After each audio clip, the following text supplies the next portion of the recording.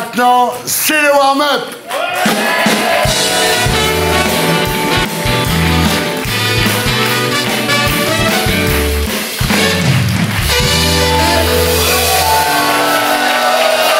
Ça va? How are you? You're fine? I'm very well, thank you. Ça va très bien, yes, merci. Especially walking into such great Et music. particulièrement en Thank écoutant you. cette musique. 27 ans de carrière, 30 millions de disques vendus, 4 Grammy My Awards, goodness. 3 Brit Awards. Un big up!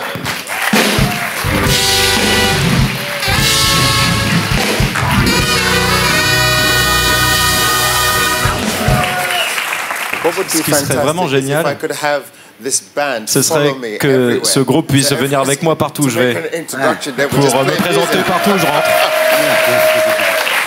So like if I was going to a restaurant, you Par know, exemple, si je vais dans un if I was going to a restaurant, restaurant, the band could come and je go, rentre "Bam, et bam, comme bam, ça, Seal." le groupe peut jouer. Alors aujourd'hui, Seal, vous revenez avec un 10e album intitulé Standards, où vous reprenez des morceaux Yes. de Frank Sinatra, d'Ella Fitzgerald, de Ray Charles, de Nina Simone. On va en parler, mais avant ça, je voudrais faire un petit flashback. Alors vous êtes né le 19 février 1963 à Londres, sous le nom de Henry Olusegun Olumide Adeola Samuel. Can you tell it, please? You say it so eloquently. No. There's Vous nothing left prononcez to say. parfaitement avec élégance. Alors, vos parents étaient nigérians, immigrés en Angleterre, mais vous avez aussi des origines brésiliennes. Yes, my grandfather, my Oui, father. mon grand-père. Est-ce que vous savez dire Grand-père. magnifique? Magnifique. Magnifique. Magnifique. Et ben voilà, ouais. Sorry. Go ahead. Magnifique. Ah non! Alors. It's so easy to make you happy. C'est vraiment Yeah, facile de because de vous rendre heureux. she's famous in France because she's from Brazil, and she says all the time, "It's magnifique," and I can we see love that. her. I We can love see her. Ouais, je vois. ouais. Alors, peu de temps après votre naissance, vous êtes envoyé dans une famille d'accueil qui s'appelle les Schooling. La vie est belle, sauf qu'à 4 ans, Yes. votre mère biologique veut vous récupérer. Et vous n'avez jamais vu votre mère biologique. Et vous êtes surpris de la voir. Et vous êtes surpris par le noir de sa peau parce que vous n'aviez pas conscience à l'époque de votre négritude. Vous viviez avec des blancs. Et quand vous voyez votre mère, vous hurlez. Il fait bien, hein, Yeah, refais-le. yeah, it's a good point you make. Oui, c'est vrai. So I was quite surprised at J'étais assez surpris how dark my de voir biological mother was, que and ma mère biologique était I think it's très because noire. I grew up from the age of 0 to Parce 4 qu'entre in a 0 et 4 predominantly ans, white j'étais area. dans un that quartier was also- plutôt blanc. That was also the beautiful thing about it, Mais because c'est là qu'est la I beauté de think tout ça that aussi. what it did is that it affected Parce qu'en fait, my ça a eu un outlook effet today. sur la vision du monde que j'ai You know, aujourd'hui. I was raised because of that. I was raised Et en raison de to cela, never to see color. finalement, That makes any sense. j'ai été élevé de manière à ne jamais voir les couleurs. Alors, vous retrouvez votre sœur Schooling, évidemment de la famille Schooling, en 2007, donc beaucoup d'années plus tard, chez Oprah Winfrey. Ça, c'est quand même extraordinaire. It was fun. Vous retournez chez vos parents biologiques. C'est pas facile la vie, hein. C'est des coups de poing, des coups de fouet, des coups de ceinture, parce que votre père est très violent. Et heureusement, il y a la soul music. Et votre mère écoute de la soul music à la radio en fabriquant des perruques, parce que c'est son métier. From a very early age, even though I Depuis sang at très age petit, 11, j'ai commencé à I chanter didn't really vers think about 11 ans, being a musician. mais je n'avais jamais imaginé devenir musicien. and also I never sang at home. Et je ne chantais jamais à la maison. Celui qui vous a aidé à devenir un chanteur, c'est Mr. Wren, qui était votre professeur Yes. de musique. Oui. Et il adorait votre voix. Et un jour, il vous dit, il y a un concert à l'école, tu devrais chanter. Vous montez sur scène et finalement, ça se passe très bien. Yeah. Well, I actually loved him. Eh ben, en fait, I c'est admired lui him, que j'ai beaucoup aimé. Je you know, l'admirais because énormément. He was cool. Il était cool. He was a singer. C'est that un had chanteur become a teacher. et il était devenu And all of professeur. all of the guy teachers wanted to be like him, Et and all of the tous les lady profs voulaient teachers être comme wanted to lui. be with him. Tout So le monde he was voulait the être comme cool lui. guy. Donc c'était un mec And cool. he sang, so I just sang Et il because I chantait. wanted Et to en fait, be je me like suis mis à him. chanter parce que je voulais lui ressembler. Voilà. Alors, à l'âge de 15 ans, vous quittez la tyrannie paternelle pour vivre dans la rue, c'est-à-dire vous vivez dans le My métro. father's tyranny. La tyrannie de mon père. Actually, That's true or not? I love the French. They're so J'aime beaucoup le melodramatic. français. C'est vraiment très mélodramatique. At Isn't the it age true? of Isn't it 15, À l'âge de you 15 ans, escaped your father's Vous tyranny. vous échappez à la tyrannie de and ran votre away père et vous to vous the échappez streets. dans les rues. Oh, it was après le chanteur extraordinaire, you was quel tragique.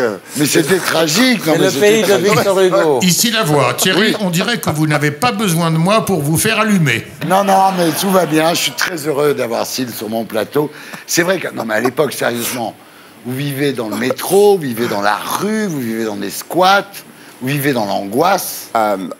If I look at the life that I have now, Si je regarde la vie que j'ai maintenant, and so I look at all of those et things donc now and say, je wow, m'intéresse à tout ça, je me dis the problems that you refer to, que they les were problèmes first dont vous world parlez, problems ce sont des because problèmes de riches they were finalement. all instrumental Parce que tout cela in making this. a mené à ce qui se passe aujourd'hui. Et là, mesdames, messieurs, il y a un miracle.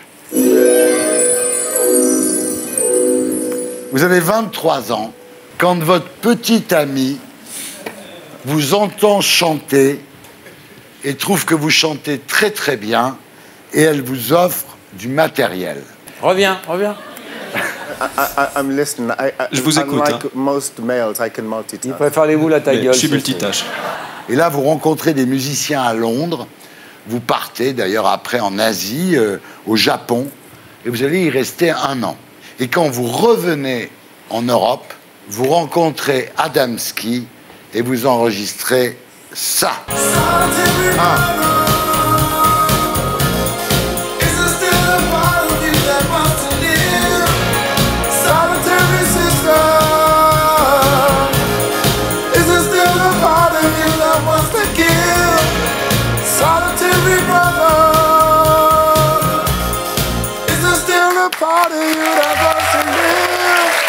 Alors, ça c'était avec Adamski.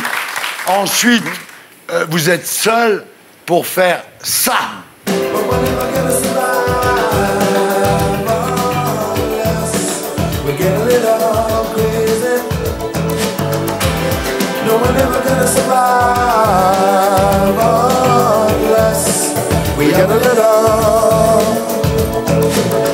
Et en 1994, c'est la chanson de Batman Forever. C'est ça.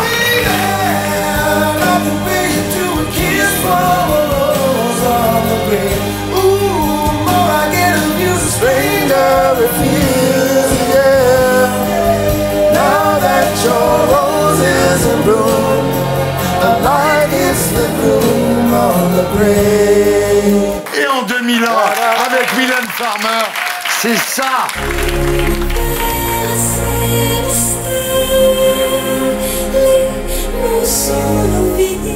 We could kill a life with words. So how would it feel?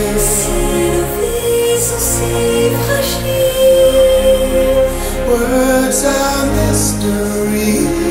Et en 2003, c'est ça. Love's divine. Please forgive me now. I see that I've been blind. Give me love. Love is what I need to help me know my name. Oh, why? Don't bend, don't break. Et aujourd'hui, Syl, vous revenez avec un nouvel album qui s'appelle Standards, que vous avez enregistré à Los Angeles avec un orchestre live.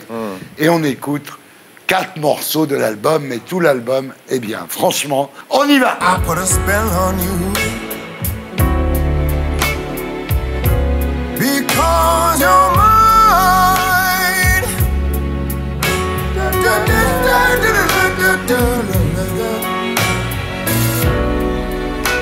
You better stop the things you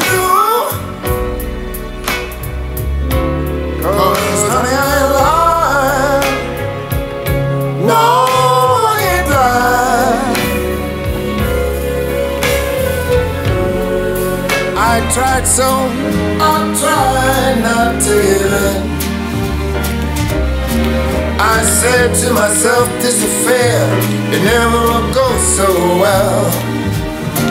But why should I try to resist when, baby, I know so well I've got you under my skin. Under my skin. Smile, though your heart is aching. Smile, even though it's breaking. When there are clouds in the sky, you'll get by if you smile through your fear and sorrow. Oh, the weather outside is frightful, but the fire is so delightful. And since we got no place to go, let it snow, let it snow, let it snow. Oh yeah! Up, up, up, up, up, up.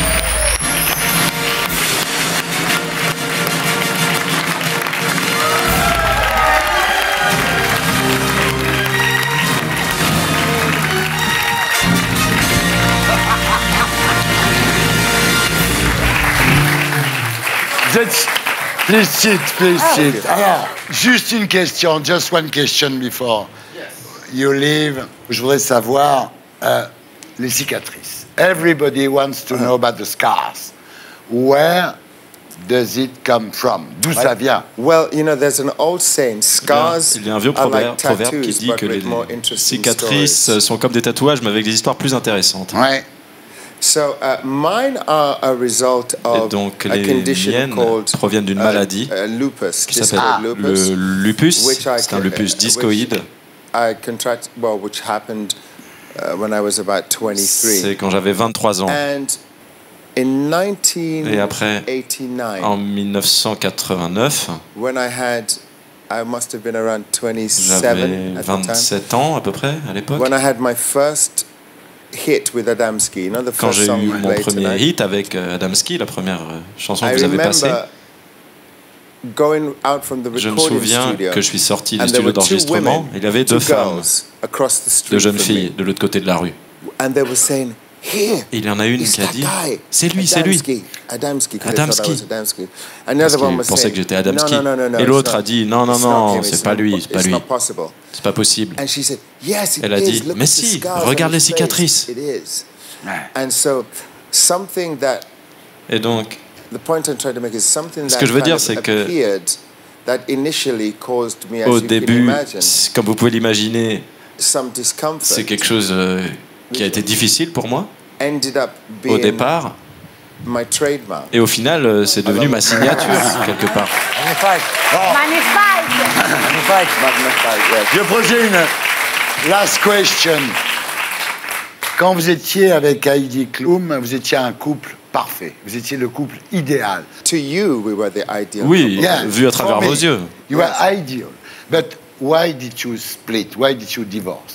C'est la vie pour les artistes. Et il parle français. Parle français. So it's why who Pourquoi?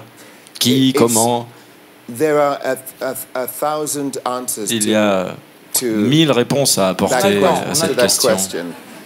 Maintenant, now. Maintenant. Ah, you speak French. Ah, vous parlez français? I thought you were German. Je pensais que vous étiez allemand. Merci. Merci beaucoup. Merci. You're a big star. Ah, thank you. In your mind too. Oh, thank you.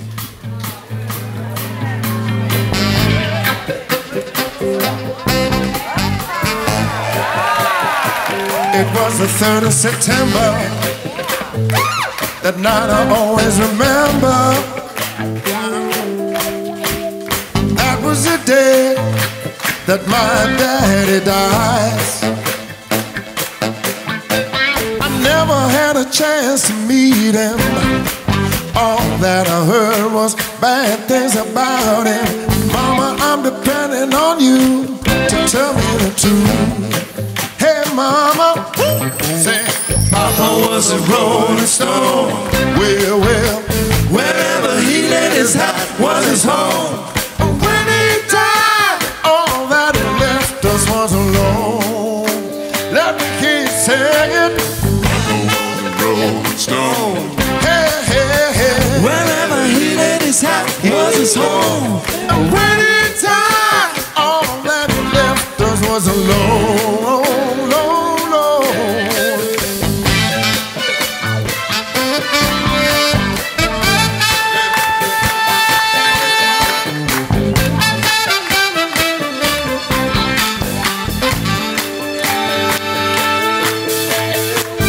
Was a rolling stone. Wherever he laid his hat was his home. When he died, all that he left us was alone, alone, alone. Hey, yeah. Hey, yeah. Hey, yeah, yeah. Hey, yeah, yeah.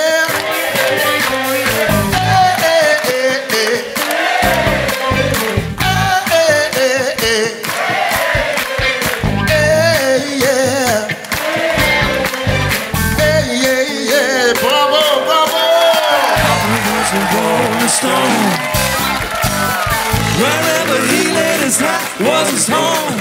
And when he died,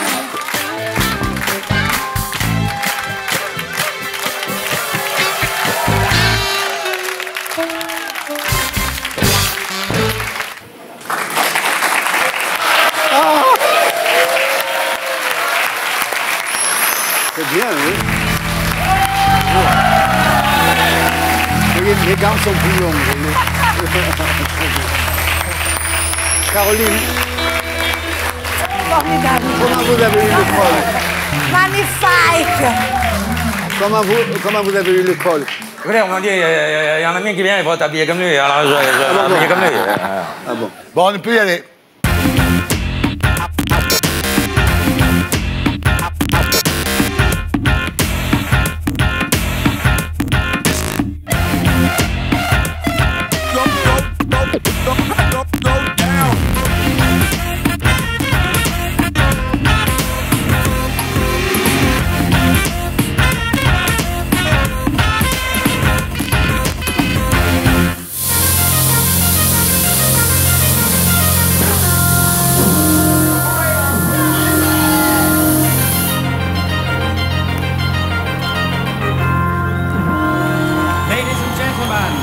Salut les terriens du samedi. Avec nous ce soir, 4 super terriens. Karl Lagerfeld, Christina Cordula, Squeezie et Laurent Baffy. Alors, premier terrien invité ce soir, l'un des 2 grands Karl de l'histoire, mais lui est mieux habillé, c'est Karl Lagerfeld. Christina Cordula, bonsoir. Alors, vous êtes brésilienne. Vous allez donc pouvoir, ce soir, répondre à la question qu'on se pose tous, en fait, au sujet des brésiliennes. Est-ce qu'on doit dire monsieur ou madame? Madame. Squeezie, bonsoir. bonsoir. Squeezie, mesdames, messieurs, 9 millions d'abonnés sur sa chaîne YouTube, 4 milliards de vues. Alors, il voulait absolument visiter un studio de télévision avant de faire disparaître la télévision. C'est Squeezie. En P3, après Alex Vizorek, nous accueillerons notre terrienne du samedi soir, ce soir, Samia Maktouf. Cette avocate, née dans un milieu modeste, est devenue une star du barreau en défendant aussi bien des victimes du terrorisme que des clients sulfureux comme Ziad Takieddine ou le couple Ben Ali. Voilà, l'émission s'appelle Salut les terriens. Le groupe Les Gréments de Fortune et le hashtag SLT.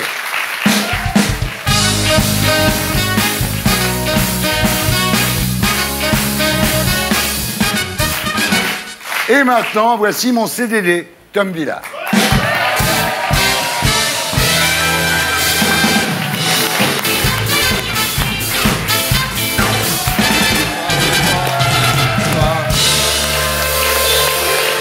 Ça va Thierry? Ouais, ça va très bien, là. Bah, il y a Karl, je suis content, évidemment. Alors par contre, tu me fais penser à quelqu'un, mais j'arrive pas à retrouver qui. Je cherche depuis tout à l'heure.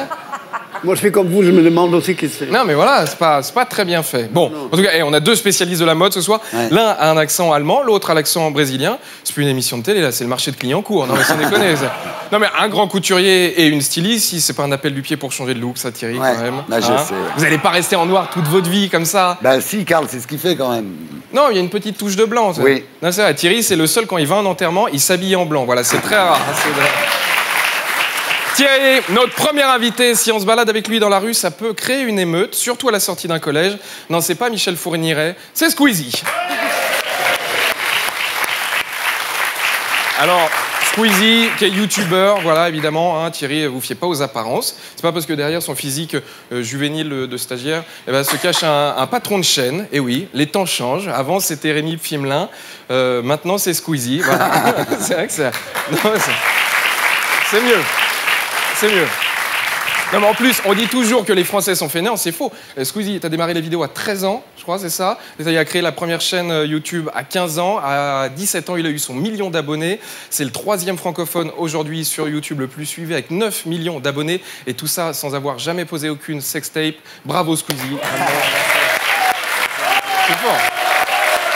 Mais il faut pas avoir de mépris pour les youtubeurs parce que c'est un vrai métier, c'est comme animateur télé. Pas... Non, c'est pas un bon exemple, mais voilà. Mais non, bah, oui, alors lui, il se filme entre autres en train de jouer aux jeux vidéo et les gens regardent. Et alors, voilà, je vous rappelle qu'il y a bien des débiles qui regardent d'autres débiles se faire chier autour d'une piscine à Cancun et faire des fautes de français sur Énergie 12. Donc voilà, c'est pas... 9 millions d'abonnés, 9 millions, ça veut dire que même si les 2/3 de tes abonnés regardent ce soir Salut les Terriens, on peut faire une audience digne, je sais pas, c'est ce qu'on espère, d'un match de foot de l'équipe de France ou de Capitaine Marlowe sur France 3. C'est vrai, ça cartonne, c'est vrai. Non, mais c'est cette vieille technique d'inviter des youtubeurs en espérant que toute la communauté regarde. En général, ça marche pas. Ça marche pas parce que la communauté de Squeezie n'a pas la télé. Vous savez même pas ce que c'est, la télé. Donc, moi, je propose, il faut utiliser les mêmes moyens, entre autres, que Squeezie. On va utiliser Snapchat. Tiens, ouvrez la bouche pour voir. Ah. Oui. Prends Christina. Elle n'a pas Snapchat. Tiens, fais voir, Laurent, avec les petites fleurs. C'est pas mal, voilà.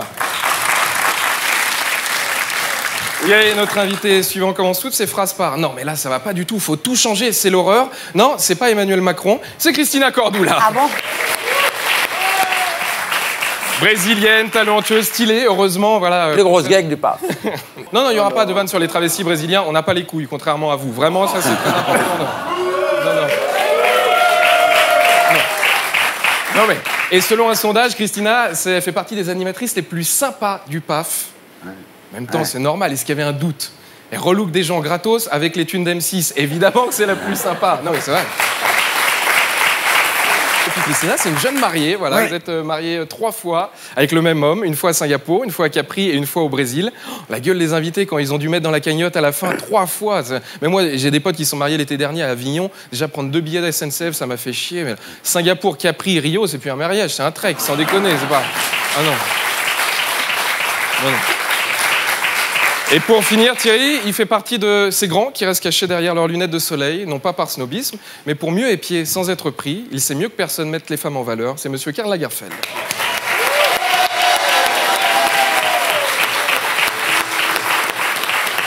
C'est vrai, Thierry, il existe encore 3 grands mystères non résolus. La mort de Kennedy. Ouais. Que se cache-t-il derrière le chapeau de Geneviève de Fontenay? Ouais. Et que se cache-t-il derrière les lunettes de Karl Lagerfeld? C'est vrai. Des yeux de myope. C'est vrai? Des yeux de myope. D'accord, ok.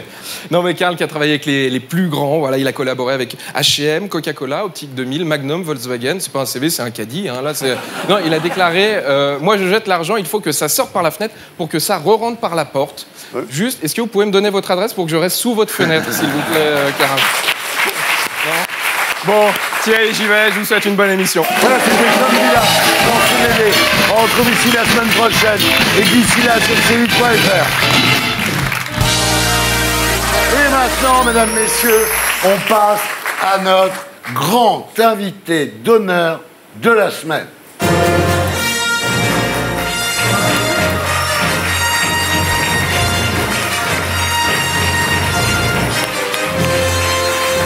Karl Lagerfeld, rebonsoir. La preuve qu'on peut très bien ne pas vieillir, c'est juste une question de volonté. Karl Lagerfeld, mesdames et messieurs.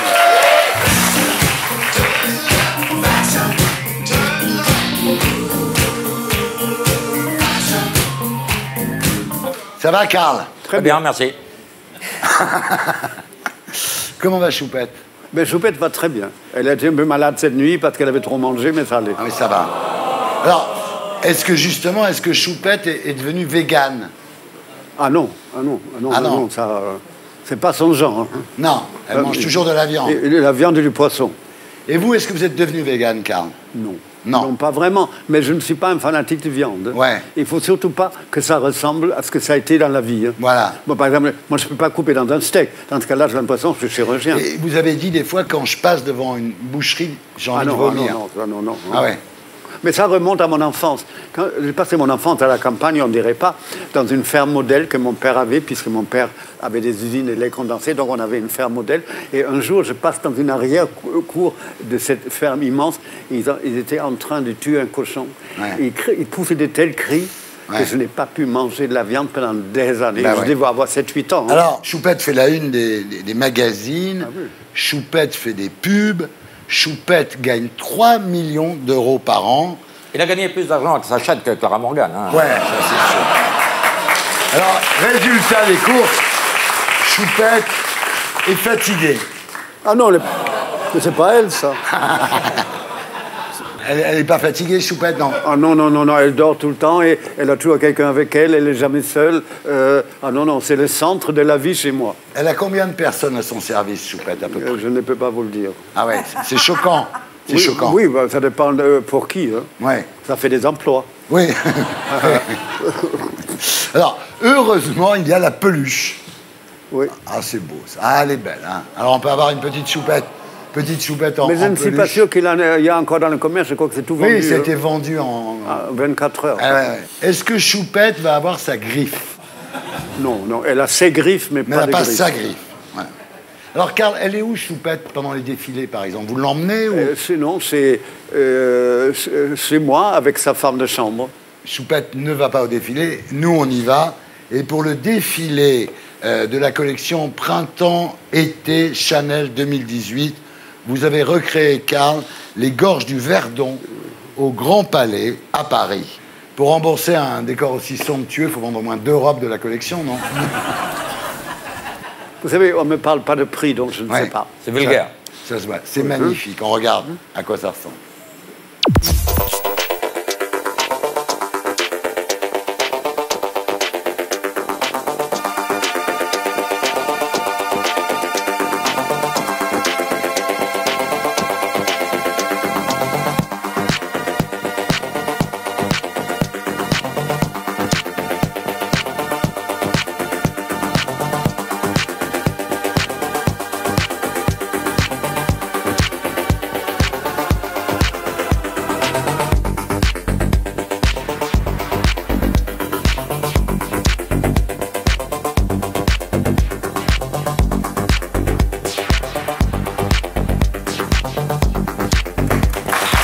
La collection Lagerfeld, le Grand Palais, c'est absolument extraordinaire. Alors, Karl, vos défilés sont de plus en plus pharaoniques. Alors, on se souvient effectivement de la fusée qui décollait, on se souvient de la Tour Eiffel, on se souvient du supermarché. On regarde à quoi ça ressemble.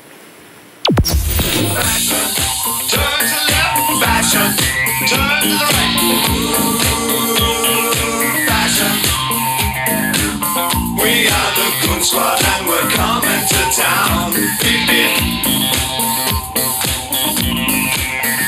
Beep, beep.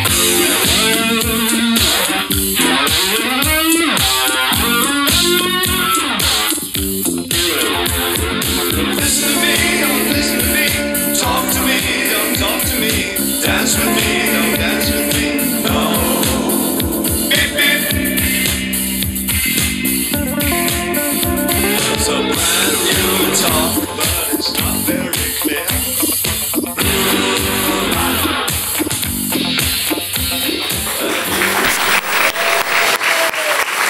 Alors, Karl, comment ça se passe? Vous dites, je veux les gorges du Verdon, je veux une fusée qui décolle, je veux un supermarché, les gens le font. Il n'y a pas de discussion. Il n'y a pas de discussion, j'adore. Oh, Non, le Kaiser! Oh, le Kaiser! Comment ça se Moi, c'est passe? très simple. Ma mère m'a appris une chose dans la vie. Elle m'a dit, voilà ce qu'il faut faire. L'opinion générale d'une personne seule. Ah oui, d'accord. Oui. Alors, toujours sous la verrière du Grand Palais, vous avez recréé l'atelier de couture. Donc, ensuite, vous aviez fait les métiers d'art au Ritz. Et vous récidivez, car le 6 décembre à Hambourg, vous faites les métiers d'art à la Philharmonie qui est sublime. Qui est un endroit extraordinaire. Et je suis né à Hambourg. Vous faites ça partout, en plus, pas seulement à Paris. Il n'y a qu'en Grèce, on n'a pas pu aller parce qu'ils ont refusé de nous louer, je sais qu'ils ont besoin d'argent, ces pauvres gens, de nous louer leur patrimoine. Oh, ils ont refusé de louer Olympe. Oui. Le Parthénon. Peut-être pour qu'on ne voit pas à quel point c'est un mauvais état. Ah, il est d'une méchanceté. Oui, alors vous voyagez énormément, effectivement. Vous venez d'ouvrir, Karl, votre 100e boutique en 5 ans. Oui, c'est que je suis bien entouré. Vous détestez, en fait, prendre l'avion de ligne parce qu'il faut faire des selfies avec les passagers. Ah oui, oui. Quand on se déshabille au contrôle, les gens vous photographient. Dans les pires positions. Donc voilà, oui, ça je comprends, là, j'ai pas envie, très bien. Alors, voyagez en avion privé et vous dites, si on ne me donne pas un petit avion, je reste chez moi parce que... bon, bref. Cela prouve au moins qu'on me désire. Oui. Et vous voulez être désiré. Si on veut vous avoir quelque part dans le monde, il faut vous envoyer un avion. Mais vous savez, je crois que c'est Diderot qui l'a dit, il n'y a pas d'amour, il n'y a que des preuves d'amour. Oui. S'ils ont envie, eh ben, ça se prouve. Voilà, ça se paye. Si on va voir Karl.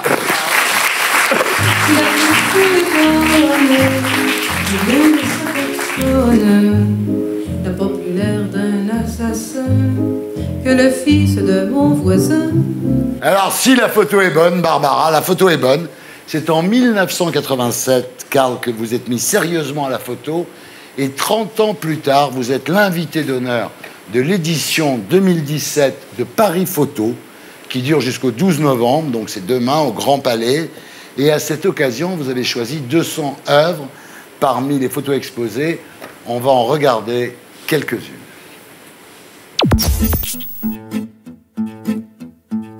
Sous le ciel de Paris s'envole une chanson. Elle est née d'aujourd'hui dans le cœur d'un garçon. Sous le ciel de Paris marchent des amoureux. Leur bonheur se construit sur une air fait pour eux. Sous le pont de Bercy, un philosophe assis, deux musiciens, quelques badauds, puis les gens par milliers. Sous le ciel de Paris, jusqu'au soir vont chanter l'hymne d'un peuple épris de sa vieille cité. Et voilà. Alors, ça, c'est une sélection des photos qui sont... Il y en avait plus de 1000. Vous avez choisi 200 qui sont dans un livre, ça c'est extrait du livre. Oui, oui. Et ce que je trouve très intéressant, et c'est vraiment nouveau en photographie, c'est la photographie abstraite. Oui. Et ça, il y a des choses fantastiques. Hein, que moi, j'adore ça. Après tout, ça existe en peinture. Pourquoi ça n'existerait pas en photographie? Bien sûr. Vous avez dit, aujourd'hui, la photographie fait partie intégrante de ma vie. Oui, oui. Elle crée un mouvement harmonieux entre ma fièvre artistique et mon effervescence professionnelle. S'il n'y a pas d'effervescence, quel ennui. Hein. Alors, la première photo qui vous a marqué, c'est une photo de Lisa Fonsagribes par Irving Penn dans Vogue. Oui. Vous vous souvenez de cette photo? Évidemment, j'ai même écrit un article là-dessus. Anna Wintour avait demandé à des couturiers d'écrire leur première impression d'une photo de mode. Alors j'ai écrit sur cette photo de Penn que d'un Vogue américain que ma mère m'avait ramené d'Amérique et tout et tout. Et l'article a dû plaire puisque j'ai reçu une lettre au bord de la lettre d'amour de Monsieur Penn. Ah oui, c'est bien, Irving Et Penn. elle n'a jamais suivi, je vais dire une chose très prétentieuse, la série parce que les autres ne savaient pas aussi bien écrire que moi. La première photo de vous, en fait, dont vous vous souvenez, c'est une photo de Victoire d'Outrelot en espagnol. Oui, avec un Minox. Le Minox, vous l'avez eu à l'âge de 16 ans, votre premier Minox. Oui, c'est possible. Ouais. Oui. Je Il était connais en tout. argent. Non, mais c'est un cadeau, je n'ai pas acheté. C'est mon père. Il me Ouais. disait toujours, demande-moi ce que tu veux, mais pas devant ta mère. Comment vous faites pour prendre des photos avec vos bagues et vos D'abord, je gants? n'ai pas de bague. Il n'y a que lui qui en a. Moi, j'en porte pas. Ah, il n'en a plus. Il n'en a plus. C'est vrai, vous portez plus de bagues. Pourquoi? Ah non, parce que j'ai un problème bizarre. En fin d'après-midi, mes doigts maigrissent et ça fout le camp. Ah oui. Oui, c'est ça. Hein. Et toi, tu as des bagues? J'ai des bagues, moi, j'ai l'ancienne version, mais mes doigts ne boudinent pas.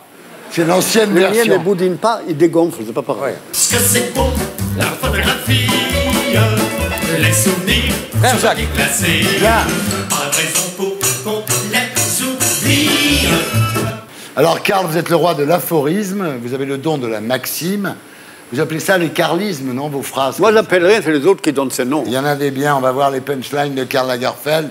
Vous dites, il n'y a plus de mode, rien que des vêtements. Oui, c'est un peu vrai. Vous regardez les photos des années 60, elles étaient toutes pareilles. Aujourd'hui, il y a de tout. Ouais. Mon plus grand luxe, avez-vous déclaré, Karl Lagerfeld, est de n'avoir à me justifier auprès de personne. C'est pas mal. Hein. Ouais.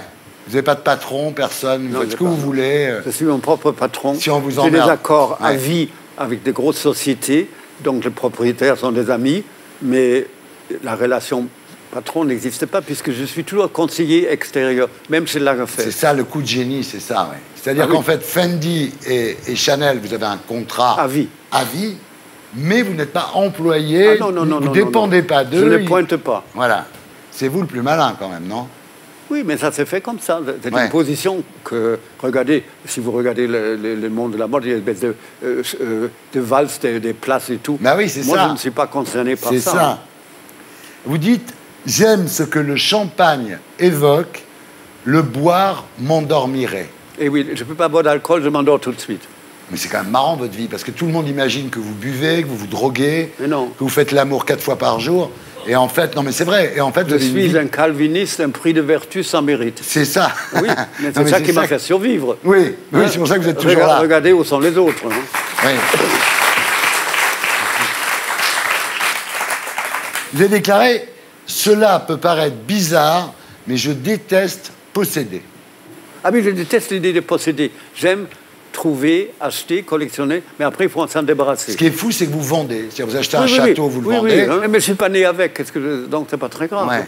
C'est pas un patrimoine. Ah oui, quand vous allez disparaître, vous ne voulez rien laisser. En fait. Ma devise pour ça, pour disparaître un jour, c'est il y a un chant de Mahler qui s'appelle Ich bin der Welt abhandengekommen. Ça veut dire pour le monde, j'ai disparu. Et ben Ouais. c'est comme ça que je vois Tout le ça. monde veut laisser une trace dans l'histoire. Ah non, non, quelle horreur. Sauf Karl Quelle horreur. Lagerfeld.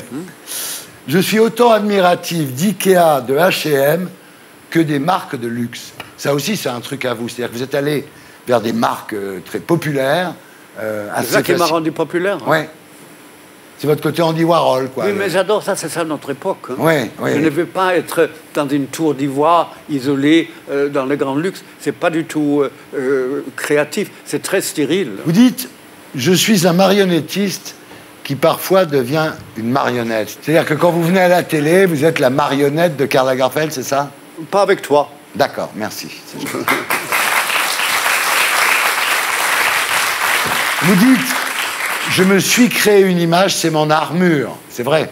Oui, mais ça s'est fait naturellement. Je ne me suis pas assis en disant alors, comment tu vas faire avec toi, quelle tronche tu vas te donner, non? Oui. Ça s'est fait au fur et à mesure. Bah, oui, lui, il a un col que moi je ne porte plus.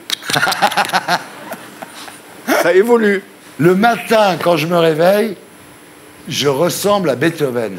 Oui, parce que mes cheveux, ça fait ça. Ah, pas le chien, le compositeur. Ah oui, évidemment. Ah bon. Je suis mon propre dictateur de l'exigence. C'est ça, je vous connais suffisamment pour savoir que vous êtes très exigeant avec les autres, Ah mais oui, d'abord avec vous-même. Ah oui, oui, oui, je suis auto-facho. Auto-facho.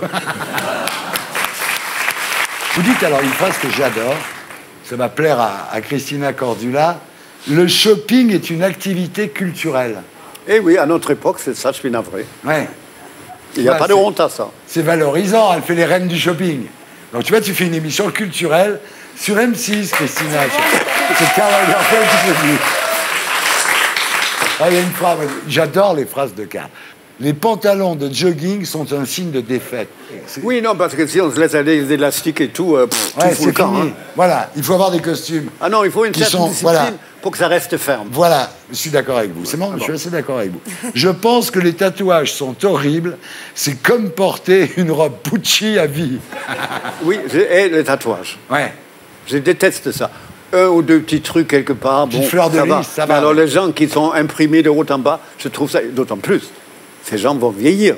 Donc tout ça va devenir des drapés imprimés. Hein.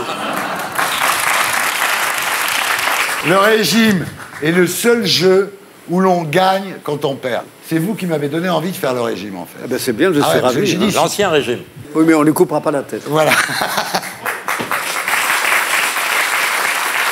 Vous avez déclaré « Je suis une sorte de nymphomane de la mode qui n'atteint jamais l'orgasme. » Ça sonne vulgaire, mais il y a du vrai là-dedans. Vous savez, je pense que le secret, appelez ça mon succès comme vous voulez, c'est que moi je pense toujours que je suis paresseux, qu'on peut faire mieux. Donc, comme je vis ça va, dans un état de mécontentement personnel à l'égard de ma personne, c'est très stimulant. Gaston, c'est mon fils.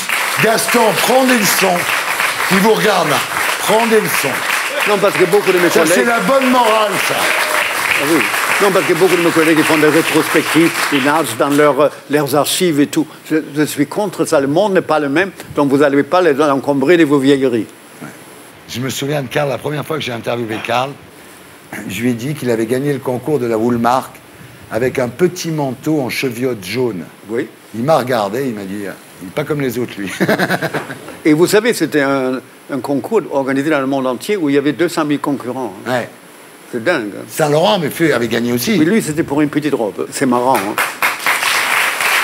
Alors, autre phrase de Karl Lagerfeld, mes lunettes, c'est ma burqa à moi. Eh oui, c'est un peu ça. Je déteste avoir des conversations intellectuelles, seule ma propre opinion m'intéresse. Eh oui. Voilà. Mais j'aime être surinformé, même sur des lectures les plus arides et tout, mais j'en ai pas envie d'en parler. La tendance, c'est le dernier stade avant le ringard. Ça veut dire quoi, ça? Quand ça devient trop branché, eh ben, la frontière du ringard n'est pas loin. Ah ouais. T'as grave raison, t'as toujours non. raison. Voilà quelqu'un. C'est vrai. Alors, Ici la voix. Oui. Finalement, on comprend très bien ce que dit Karl Lagerfeld. Oui. Puis-je libérer l'interprète allemand-français que vous m'aviez demandé? Oui, on peut libérer l'interprète, il n'y a pas de problème. Alors, la maxime, la punchline la plus terrible, c'est la légende d'un dessin que vous avez publié dans un journal allemand au sujet du million de migrants que Angela Merkel a laissé entrer en Allemagne, ce qui a fait évidemment monter le vote d'extrême droite en Allemagne. Et c'est Hitler qui dit « Merci beaucoup d'avoir par inadvertance permis à mes descendants d'être représentés au Parlement ». C'est un dessin, vous faites régulièrement d'ailleurs des dessins dans le Frankfurter Allgemeine Zeitung. Après les élections, et moi je ne vote pas, j'ai failli avoir une attaque de rage. Hein. Ouais. Ben, vous savez, en 1931, ils avaient quelques députés où ils n'en avaient pas avant, avec ce vieux Hindenburg qui était complètement gaga. Et puis, quelques années après, ils avaient tout. Ouais. Et le Bundestag s'appelait Reichstag. Et je n'ai pas envie que ça s'appelle comme ça de nouveau. Hein. Vous dites « J'espérais que quelque chose comme ça, c'est-à-dire l'arrivée des députés nazis, disons, non, quelle horreur, oui. Au Bundestag, effectivement, j'espérais que quelque chose comme ça ne se reproduirait jamais dans ma vie. J'ai honte de l'Allemagne. » Oui, et même pour moi-même. Comme je suis allemand, je dois assumer. Vous pensez qu'Angela Merkel a fait une grosse faute? Oui, à mon avis, oui. Parce que regardez la France, qui est le pays des droits de l'homme et tout, ce qui n'a pas empêché la colonisation, ils prennent, je ne sais pas, 10 000 ou 20 000. Elle, qui en avait déjà des millions et des millions, qui sont bien intégrés, qui travaillent, c'est très bien parce que, de toute façon, la démographie là-bas, elle est un peu descendante. Mais elle n'avait pas besoin de se taper 1 million en plus pour se donner une image charmante après l'image de marâtre qu'elle s'était donnée dans l'histoire de la crise grecque. C'est un peu ça. Tout d'un coup, la fille de Pasteur ressort. Hein. Est-ce que vous croyez qu'elle l'a fait pour faire excuser son attitude pendant la crise grecque ou pour montrer que l'Allemagne, par rapport à ce qui s'est passé pendant la Deuxième Guerre mondiale, ou pour montrer que l'Allemagne était un pays finalement accueillant? Oui, mais là, je vais dire une horreur. On ne peut pas, et même s'il y a des cas entre tuer des millions de Juifs pour faire venir des millions de leurs pires ennemis après. Vous savez, on demande aux gens de prendre des jeunes gens. Je connais quelqu'un en Allemagne qui a pris un jeune Syrien qui parlait un peu anglais. Au bout de 4 jours, vous savez ce qu'il a dit à la dame? Vous savez, finalement, la meilleure invention de l'Allemagne, c'est l'Holocauste. Ah oui. Il était dans la rue dans la minute qui suit, je vous dis tout de suite. Hein. Oui, l'horreur.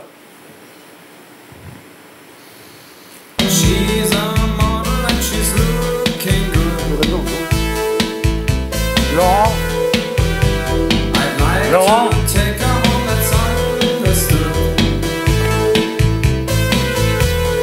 Je ne l'ai pas. Kraftwerk. Ah. Voilà, c'était la paire de SLT. On se retrouve après la pub. À tout de suite.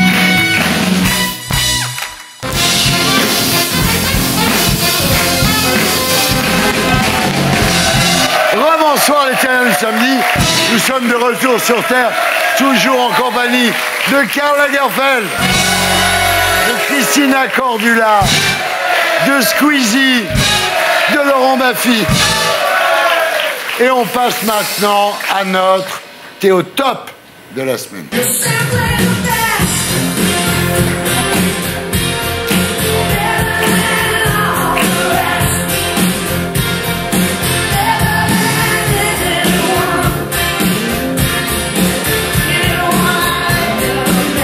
Christina Cordula, rebonsoir. Alors, forcément, lorsque l'on reçoit Christina Cordula, c'est très stressant. On se dit, elle va regarder nos vêtements, elle va les juger. Par exemple, moi, ce matin, je ne savais pas du tout si j'allais mettre un costume noir ou un costume noir. Et bien, finalement, j'ai choisi un costume noir, mais bon. Ça te va, le costume noir? Très bien, chérie. C'est toujours très élégant, n'est-ce pas, Karl? Le costume noir. Moi qui dis le contraire. Alors voilà, il y a Karl aujourd'hui, donc je ne sais pas si vous allez pouvoir vous retenir, Christina, de lui dire « Mais mon chéri, c'est quoi ces lunettes et cette quai des chevals et ces gants, ces ringards ?» Vous n'osez pas lui dire ça. Mais ça va pas? Ouais. Ça va pas, mais pour moi, ici, on a touché au summum, hein, Ouais. chérie. On n'a pas... C'est un exemple pour moi. Quand il y a Karl Lagerfeld, elle fait moins la maline, effectivement. Oui. Alors, Karl, vous avez eu Christina comme mannequin. Ah oui, on a fait beaucoup de défilés ensemble. C'est un très bon mannequin. Ah oui, elle était fantastique. Ah oui. Et puis, elle était une des premières brésiliennes. Maintenant, il y en a plein, mais à l'époque, il n'y en avait pas. Hein. Ouais. Déjà, quand je suis arrivée en France, c'est la première maison qui m'a pris pour faire ces défilés. Karl aussi m'a pris pour faire des photos, je ne sais pas si tu te souviens, dans les studios de Madame Chanel. Et pour moi, c'est mon exemple, ce qu'il y a dans la mode, en connaissance, en culture, en international, en modernité, en l'air du temps. C'est bon, on a bien compris, là. Ouais. Alors, Karl, vous êtes la seule personne à avoir pu relooker Christina Cordula. C'était pour un court-métrage intitulé The Return, qui racontait le retour à la mode de Coco Chanel en 1953. C'est Géraldine Chaplin qui jouait Chanel. Vous interprétiez le mannequin préféré de Coco Chanel qui s'appelait Vera Valdez. On regarde Christina avec un look complètement différent. I'm nervous. My first real fitting in 15 years. Oh. Well, everything will be all right. Everything will be beautiful. Where are they? But where is everything? Please, can you get Monsieur Gérard and Madame Maud? Yes, sure. Monsieur Gérard and Madame Maud, please come with your fittings. Nothing works anymore. Et voilà, donc Christina, d'une certaine façon, grâce à Géraldine Chaplin, vous avez rencontré Coco Chanel. Voilà, et être à côté de Géraldine Chaplin, pour moi, c'était très émouvant. Et j'ai passé 2 jours incroyables avec la maison, avec Karl, avec tout le monde, avec l'équipe, les petites mains. C'était pour moi retourner quand j'étais mannequin. Et ça, vraiment, c'était très émouvant pour moi. Non, mais vous savez, ces petits films, ça m'amuse de le faire. Mais au bout de 2 jours, j'en ai assez. Donc, tout doit se passer très vite. Mais je fais tout, le décor, les dialogues, les costumes, je fais tout moi-même. Sinon, ça m'embête. Je m'intéresse qu'à ce que je fais moi. Alors, ça fait drôle de vous voir coiffé comme ça. Hein. Moi, je préfère la coupe Playmobil façon Pujadas. Non, mais là, il faut savoir qu'on a retourné dans le temps. C'était super. On a eu tout un travail pendant des heures avec la perruque, le maquillage. Non, c'était formidable, non? Et puis... essayer le vêtement dès l'époque. Oui, j'y étais. Hein. Non, mais je te rappelle, parce que peut-être tu te souviens pas. Elle te parle comme un vieux, t'as vu, hein? Non, pas du tout. C'est que, tu te rappelles, Karl?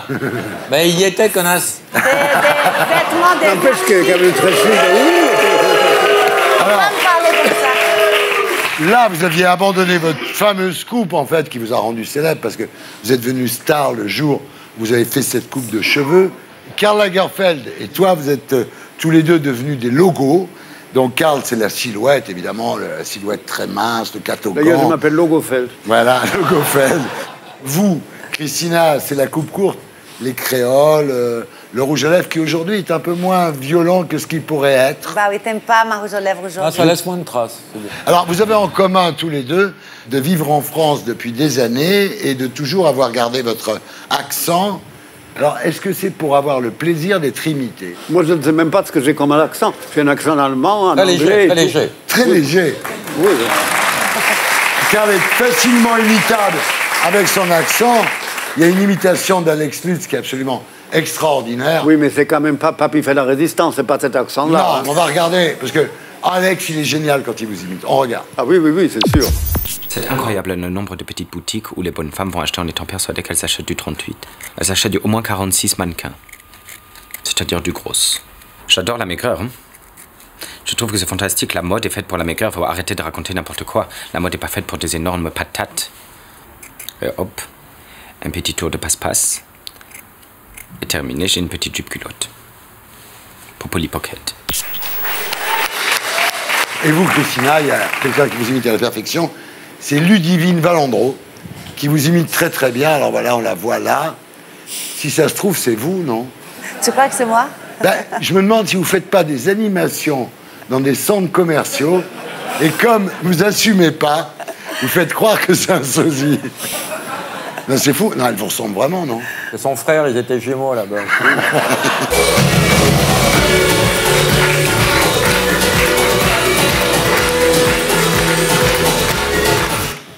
Alors sur M6, tout va bien.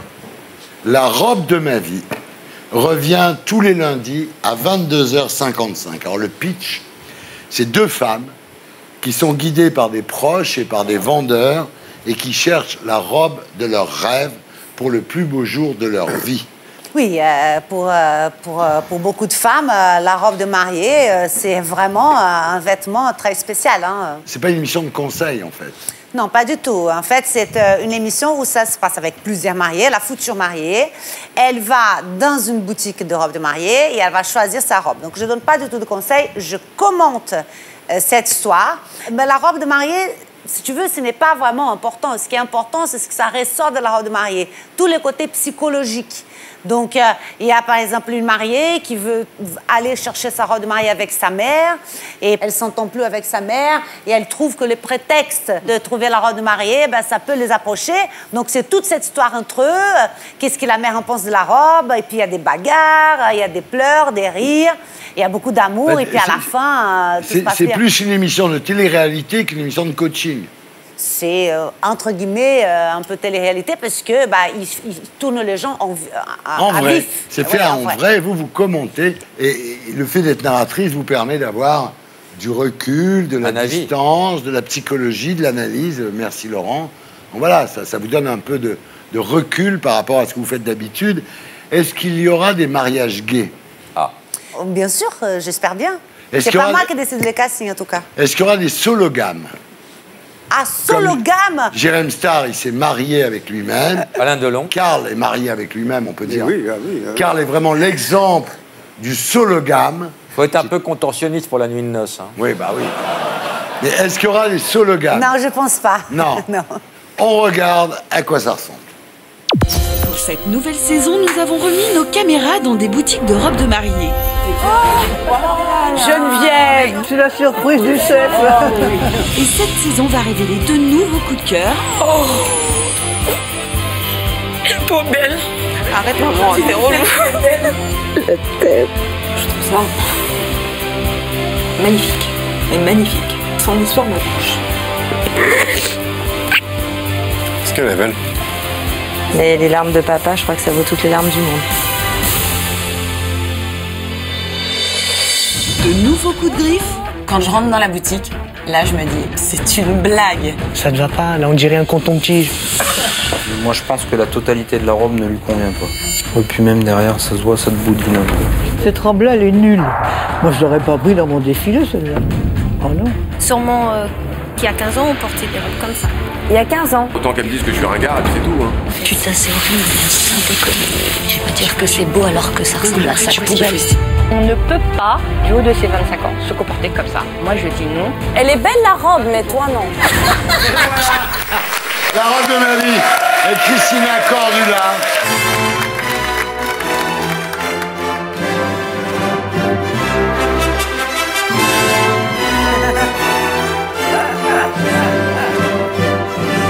Alors, est-ce que vous avez eu cette musique à votre mariage? Non, pas du tout. J'ai choisi une autre chanson. Elle a mis Mylène Farmer. Sans contrefaçon, je suis un garçon. Ouais, vous aussi, vous vous êtes mariés aussi. Christina, voilà, on voit la une de gala. L'heureux élu s'appelle Frédéric. Il a demandé votre main le 14 février 2016 avec une sublime bague panthère en diamant de chez Cartier. C'est une de ces bagues-là? Ah oui, mignon ça. Christina a répondu immédiatement oui. En même temps, c'était le premier qui demandait. Mon mec à moi, il me parle d'aventure. Et quand il brille dans ses yeux, je pourrais y passer la nuit. On est très heureux pour vous, Christina. Bravo. Vous avez fait des cérémonies de mariage dans 3 pays différents. Alors, il y a eu Singapour, c'est là où Frédéric est basé. Ensuite, il y a eu Capri, c'est la ville de leurs amours, parce qu'ils y vont de toute façon tous les ans. Il y a Rio, parce que c'est votre ville à vous. Alors, à Rio, vous êtes mariés sur un héliport qui a été aménagé pour l'occasion. C'était magnifique. Moro num país tropical, abençoado por Deus e bonito por natureza. Que beleza! Em fevereiro tem carnaval. Eu tenho Fusca e violão. Quel bonheur, hein. Quel bonheur. Alors, pour les sourcils, vous avez fait comment? Les sourcils. Pour les sourcils, ouais. Mais mes sourcils étaient déjà préparés, chérie. Ce qu'il faut savoir, c'est que pour Christina, le sourcil, c'est super important. Le sourcil, ça va pas. Je sais. Ça n'existe pas. C'est pas l'être humain n'est pas comme ça. J'ai fait un appel national en France pour les sourcils. C'est un fashion faux pas. Les sourcils, triangle dans la tête de sourcil, c'est la catastrophe. Aïe, aïe, aïe. Et voilà, elle a raison. Le sourcil, très important. Le sourcil ondulé, ça doit vous faire hurler, non? Ah oui, oui, oui, oui, oui, oui, oui. Là, ça c'est... C'est la mode, hein, c'est la mode, hein, C'est Christina. mignon, ça. On a essayé de voir quand même comment ça vous irait, les sourcils. Ah. Là, c'est payant pour le coup. Merci, chérie.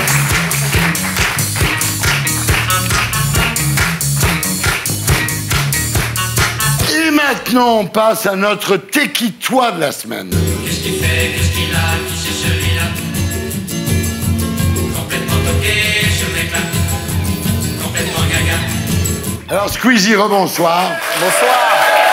Alors, la meilleure façon de vous présenter, c'est de commencer par dire que vous avez 9 millions d'abonnés sur votre chaîne YouTube et que vos vidéos totalisent 4 milliards de vues. J'imagine que ça doit vous faire bizarre de découvrir un vieux média qui s'appelle la télévision. Vous êtes méchant avec vous-même quand même. Hein, ah bah nous, on est morts. Il n'y a plus que des vieux qui regardent la télé. Vous savez non, bien. pour moi, les deux doivent exister en fait. On trouve des trucs sur YouTube qu'il n'y a pas à la télé et inversement. Donc, ouais, enfin, pour moi, il n'y a pas de guerre ou quoi. Pour votre génération, la télévision, c'est un téléphone géant qu'on ne peut pas emporter où on va, quoi. C'est encombrant, la télévision. C'est un peu ça. Je veux pas enterrer la télévision. Hein, mais ça va arriver. Je pense pas. Vraiment, je pense que les deux doivent vraiment mais la télévision linéaire, où on dit aux gens il faut être à 7h du soir devant le poste pour voir Salut et rien, c'est mort. Ouais, mais on retrouve ça aussi sur YouTube. Où on dit aux gens tel jour, telle heure, sur une vidéo, venez sur YouTube, sur ma chaîne. Donc finalement, c'est un peu la même chose. Ah ouais. Oui. Vous êtes moins pessimiste que moi sur l'avenir de la télévision. Complètement. Complètement. Je suis Ouais. pas du tout pessimiste sur l'avenir de la télévision. Moi-même, ça m'arrive de regarder beaucoup Non. de documentaires surtout. Vous regardez surtout la les télévision. documentaires, ouais. Un mec Surtout les comme vous. documentaires. Ouais. Bon, on est Totalement. content. Alors, c'est incroyable. C'est le roi de YouTube, etc. Et il est ici ce soir pour faire la promo d'un livre. Finalement, vous êtes assez old school. Ouais, on peut voir ça comme ça. Mais vos fans, vous pensez qu'ils vont acheter un livre de vous? S'ils achètent un livre, vos fans, c'est un tapis de souris pour eux, non? Un livre. Il peut faire tapis de souris. C'est une très bonne idée. Alors, votre livre s'appelle Tourne la page. Vous aviez peur que vos fans soient incapables de savoir comment ça fonctionne, un livre. Déjà, et ensuite, c'est aussi une petite référence aux vidéos sur YouTube qui ont des titres un peu aguicheurs. Ça me faisait marrer de reproduire la même mécanique, mais au format livre. Avant de parler de votre livre, je vais expliquer pourquoi vous êtes un génie. Vous êtes un génie parce que votre boulot consiste à vous filmer en train de jouer à des jeux vidéo et à le diffuser. Et les gens vous regardent jouer, et comme il y a de la pub, vous gagnez de l'argent. Ah, ça, je dois dire bravo. Vous gagnez beaucoup d'argent, vous gagnez 480 000 € par an, c'est vrai? Je gagne beaucoup d'argent, mais ce chiffre est faux, en fait. Ça, c'est un moyen Non, mais alors, il faut énorme de gagner de l'argent. Oui, il faut savoir que ça gagne énormément d'argent pour 20 personnes qui sont là depuis longtemps. Normal, exactement. Natou, vous. Exactement, mais il faut savoir qu'il y a aussi beaucoup de gens qui marchent beaucoup moins bien et qui, eux, ont du mal à vivre de ça, en fait. Mélenchon. Mélenchon, il a du mal. Ouais. Alors, c'est devenu un métier, donc en 2017, de regarder des jeux vidéo et de les commenter. Est-ce que manger des pizzas, c'est devenu un métier? Peut-être que ça va le devenir. Ça serait Mais génial. peut-être que vous devriez faire ça, ça se Mais trouve. peut-être je boufferais des pizzas sur YouTube et les gens viendraient me voir manger Mais des au pizzas. Japon, il y a beaucoup de vidéos Ah ouais. comme ça, Ah où ouais. ils se filment en train de manger et ça fait Et ça marche. beaucoup d'audience. Ouais. Alors, est-ce que vous avez essayé de vous filmer en faisant d'autres trucs? Par exemple, lire, dormir, baiser, ça marche, non? Alors ça serait de la télé-réalité, on se rabaisse pas à ça Ah ouais, sur le d'accord. net. Vous regardez des jeux, vous n'allez pas... En fait, il y a un peu de tout. Sur le net, il y a plein de catégories. Il y a aussi des gens qui vont parler de mode, comme Christina, par exemple. Des gens qui vont jouer aux jeux vidéo, comme moi. Des gens qui vont faire des sketchs, comme Cyprien. Des gens qui vont parler d'histoire, comme Nota Bene. Enfin, il y a vraiment de tout. Et moi, ce que je fais surtout, c'est de l'humour, en fait. Ensuite, je me sers des jeux vidéo pour faire rire. Ou alors, juste, je vais déballer des objets du Japon, par exemple, récemment, avec des potes. Et on va filmer ça et dynamiser tout au montage. Et pour garder vraiment les 10 meilleures minutes. Et voilà. Alors désormais, on peut dire à nos enfants que s'ils passent leur temps à regarder des jeux vidéo, ils vont jamais trouver de travail. Oui, c'est vrai. On va regarder à quoi ressemble votre travail, Squeezie. Écoutez, chut, écoutez, j'entends la biche passer. Je sais où il est, c'est parti.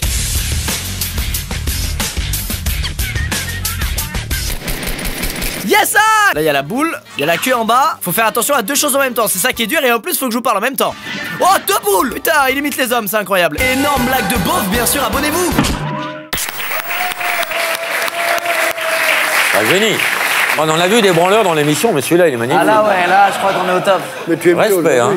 Alors, vous avez commencé avec le gaming, où vous commentez avec humour vos parties de jeux vidéo, et puis vous avez progressivement diversifié vos activités et multiplié les podcasts sur votre vie personnelle. En fait, au début, les gens voulaient se ranger dans une catégorie, se dire, bah, moi, je vais faire du jeu vidéo, ou moi, je vais parler beauté, ou moi, je vais parler de menuiserie. Et maintenant, en fait, c'est juste des gens qui partagent leur passion et qui veulent raconter des histoires. Ouais. Donc, c'est vachement diversifié, en fait. Alors, votre livre Squeezie s'appelle Tourne la page, avec la participation de Maxence Lapérouse, illustré par Florent Auchat, et c'est publié chez Michel Lafon, et ça sort le 16 novembre. Alors vous dites que ce livre est destiné aux gens qui sont stressés, qui sont angoissés, en fait les gens qui regardent les réseaux sociaux. Ah, vous pensez qu'ils sont tous comme ça? Un peu. Il y en a pas mal. Mais non, c'est surtout une blague en vrai. Il est destiné à, je pense, aux ados et aux jeunes adultes. Et en fait, c'est un livre dans lequel tu vas devoir dessiner, tu vas devoir découper, ou des fois il y aura juste des blagues, des petits jeux. Et moi, j'ai envie de faire un livre qui plairait à un mec comme moi, qui n'aime pas énormément le livre. En fait, j'aime ce qu'il y a autour du livre, mais j'ai pas été sensibilisé à ça quand j'étais plus jeune. Et j'ai jamais fait l'effort de lire des livres. Je suis un peu scotché sur mes écrans, c'est un peu cliché, mais c'est vrai. Et du coup, j'ai fait un livre qui me plairait à moi, en fait, je l'ai trouvé en rayon. Alors voilà, la télé c'est nul et c'est ringard, mais on n'a rien trouvé de mieux pour donner aux gens envie d'acheter un livre. Vous êtes d'accord avec ça? Si, une vidéo sur YouTube, ça marche mieux, je pense. Ah merde. Mais c'est quand même sympa d'en parler à la télé.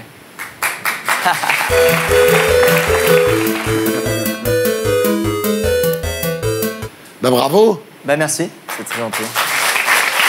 Voilà ce qu'est la bulle de SLT.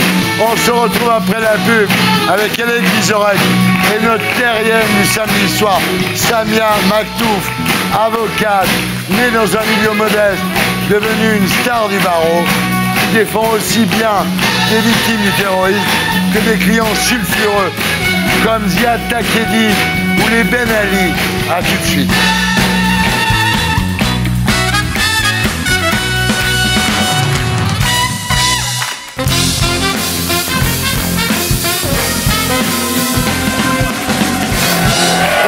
Bonsoir les terriens du samedi.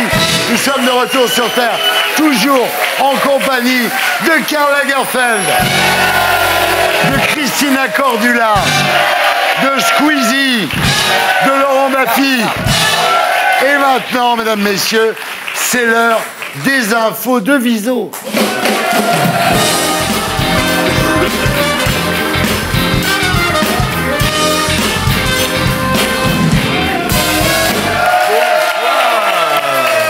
J'espère que je suis impeccable ce soir. Thierry, bonsoir. Bonsoir à tous.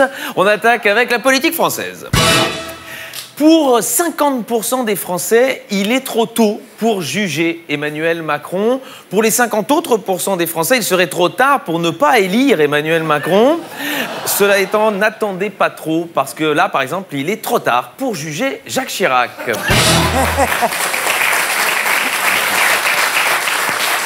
Emmanuel Macron, toujours, il aurait renoncé à célébrer les 50 ans de mai 68, et c'est peut-être mieux comme ça, hein. Demander à Emmanuel Macron de célébrer mai 68, c'est aussi décalé que demander à Tariq Ramadan de célébrer la Journée internationale de la femme.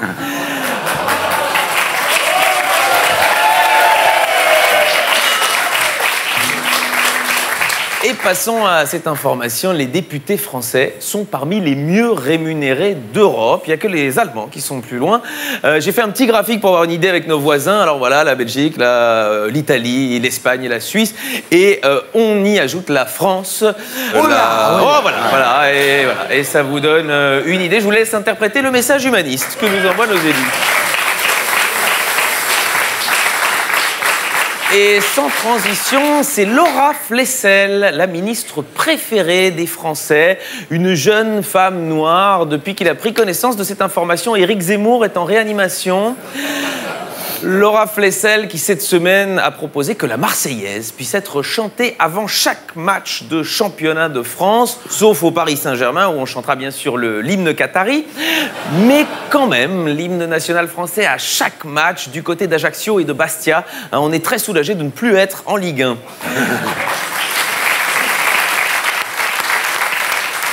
Gouvernement, toujours.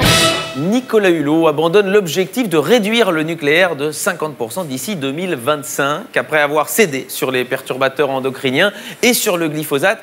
Alors, le jour où on parviendra à transformer les rétropédalages de Nicolas Hulot en énergie, on pourra fermer toutes les centrales nucléaires de France. Politique encore, avec cette étrange info, Bernard Cazeneuve, ancien Premier ministre socialiste, est régulièrement pris pour Éric Ciotti, député Les Républicains, et inversement. Bon, en même temps, il ne fallait pas s'attendre à ce qu'on les prenne pour Brad Pitt les deux, mais je vous donne le petit truc pour les différencier, c'est pas très compliqué. Il y en a un qui est de droite et l'autre qui est encore plus de droite. Passons à Ségolène Royal. Elle salue le leadership du chef de l'État. La dernière fois qu'une femme a fait autant de lèche à un président en exercice, c'était Monica Lewinsky. Politique et mode, ça va vous parler à tous les deux. François Fillon a été approché par une marque de prêt-à-porter masculin pour lui proposer de participer à une campagne de publicité. François Fillon, mannequin, chouette. Plus sérieusement, qui imagine le général de Gaulle faire une campagne de pub? Si je vous ai compris, c'est grâce à mon appareil auditif Audica. Ça ne fonctionnerait pas.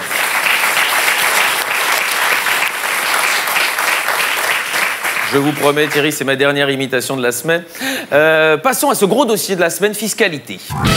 les Paradise Papers, nouvelle révélation sur les milliards des paradis fiscaux. C'est la grosse info de la semaine. Moi, personnellement, j'ai eu du mal à le croire, Thierry. Apparemment, donc, il y a des gens qui préféreraient payer moins d'impôts. Et ça m'a déstabilisé. Alors bon, résultat, on s'est tous fait un peu baiser. Mais heureusement, un homme a parlé. Un homme a parlé, Pierre Moscovici, exige une liste noire des paradis fiscaux d'ici la fin de l'année. Mais putain, mais c'est con que ce type n'ait jamais été ministre de l'économie. Ah, on me dit que... Oui, il a été 2 ans apparemment. Oui, et depuis 2014, il est commissaire européen à la fiscalité. Alors, ça, c'est quand même marrant parce qu'il a tweeté cette semaine « Les révélations des Paradise Papers sont vertigineuses. Le monde opaque de l'évasion fiscale apparaît soudain au grand jour. C'est donc la surprise la plus mal jouée depuis la réaction d'Anne Hidalgo à l'annonce de l'attribution des JO à Paris. »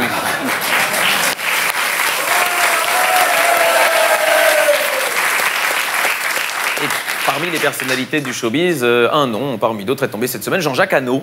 Il aurait soustrait son argent au fisc via un trust aux îles Caïmans. Son avocat l'a défendu en des termes étranges. Monsieur Hano est bon cinéaste, mais pas excellent fiscaliste.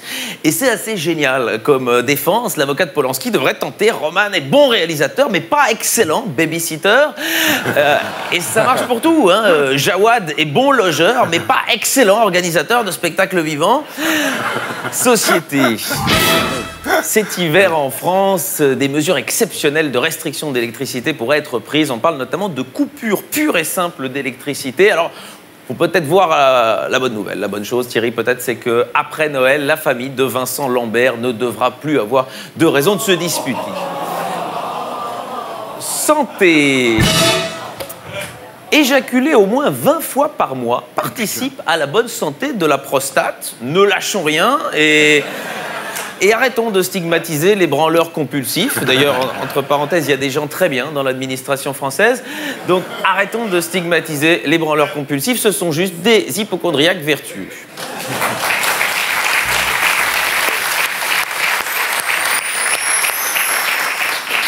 Santé encore au Japon, une entreprise offre 6 jours de congé de plus aux non-fumeurs. Ah oui. Mais que les fumeurs ne s'inquiètent pas, eux aussi évidemment, ils auront beaucoup de temps libre, hein, ils seront en arrêt de travail pour aller à leur chimio. Les brèves. Toulouse, elle confond une bouche de métro avec une entrée de parking. Et c'est sans doute un peu de la même manière qu'a été inventée la sodomie. Et cette semaine, comme chaque semaine, je vous emmène dans un lieu culturel. Je vous emmène à Montpellier, à la Panacée, où a lieu la rétrospective de Jacques Charlier, un artiste belge autodidacte, auteur de peintures, de dessins et de photos détournées. Première grande rétrospective de cet artiste belge en France. Voilà, alors notamment cette photo qu'on pourrait renommer Et Jacques Facial chez les Télétubbies. Mais Jacques Charlier est devenu un artiste en trouvant une photo d'un champ de betteraves dans une poubelle.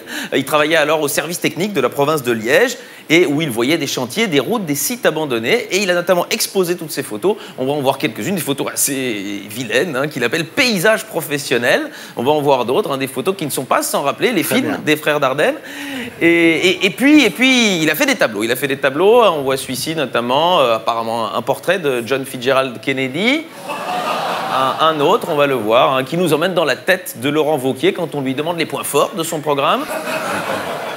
Et passons à cette œuvre-ci, baptisée « Raclée au vinyle ». Alors, ouais, c'est clairement l'image d'un couple dont l'homme a acheté le dernier album de Kenji Girac. Et...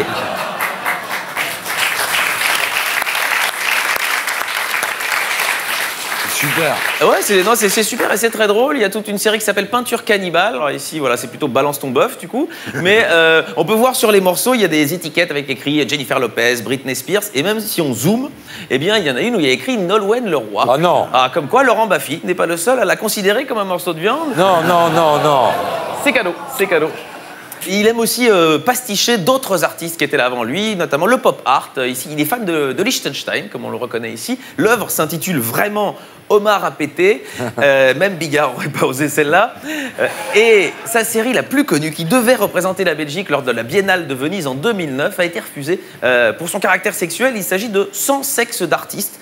Et voilà, il pastiche 100 artistes qu'il admire, notamment Jeff Koons. Voilà.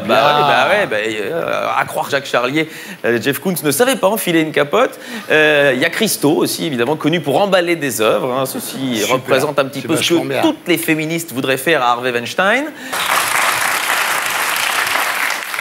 Je termine par mon œuvre préférée de Jacques Charlier. C'est un portrait de Philippe Geluck avec en dessous écrit « Chaque jour, la Belgique change la France ». Et je serai mal placé pour contredire cette immodestie. Je vous dis à la semaine prochaine, Thierry. Voilà, c'était Alex Vizorek. On retrouve ici la semaine prochaine sur scène à Paris et en tournée dans toute la France. Karl Lagerfeld, merci. Merci d'avoir été avec nous. C'est un plaisir, vraiment, de vous avoir à chaque fois que vous venez. Merci. Et voilà, on passe maintenant à notre terrienne du samedi soir.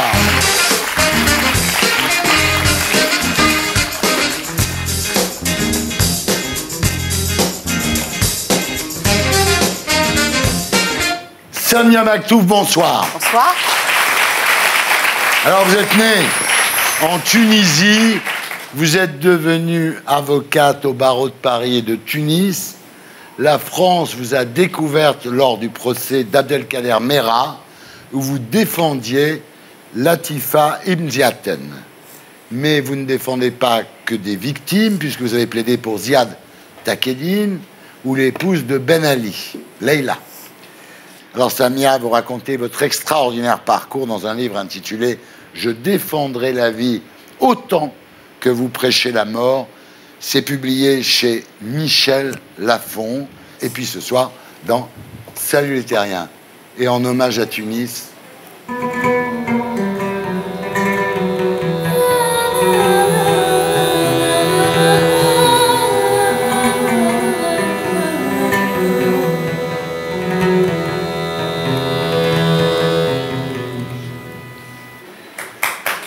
Samia Maktouf, vous êtes né à Sousse, en Tunisie, le 30 septembre 1963.